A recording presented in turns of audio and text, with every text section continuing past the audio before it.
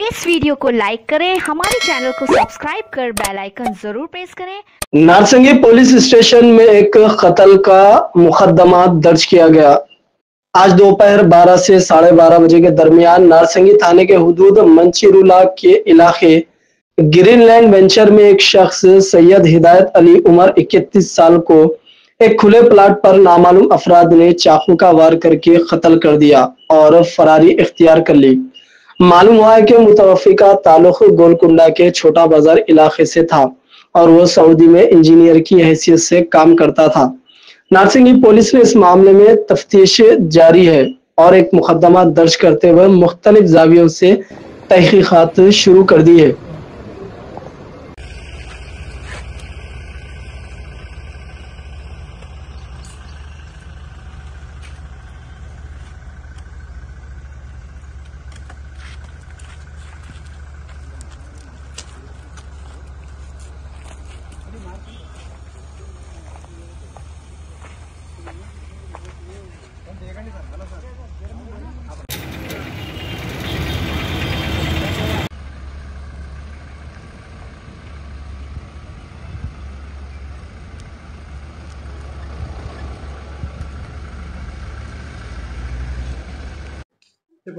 ఈరోజు మధ్యాహ్నం అంటే 29/6/2024 రోజు మధ్యాహ్నం 12 గంటల నుంచి 12:30 మధ్యలో హిదాయత్ అలీ అనే వ్యక్తి 31 సంవత్సరాలు, ఆయన చోటా బజార్ గోల్కొండ ఏరియాకు సంబంధించిన అతను.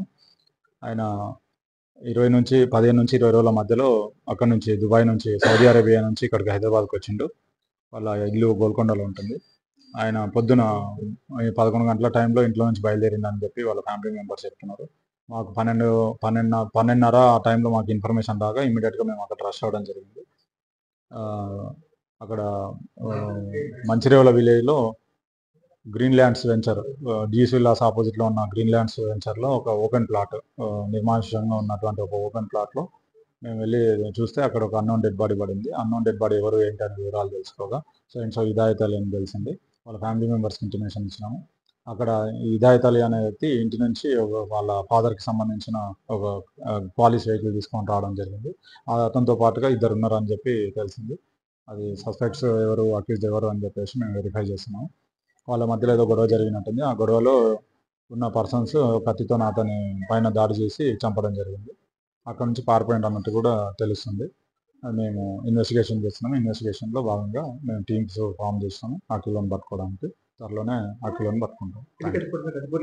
అది చూడలేదండి, ఇంకా అది చూస్తాము. చూసిన తర్వాత పిఎంఈ టైంలో, ఇన్క్వెస్ట్ టైంలో అది తెలుస్తుంది.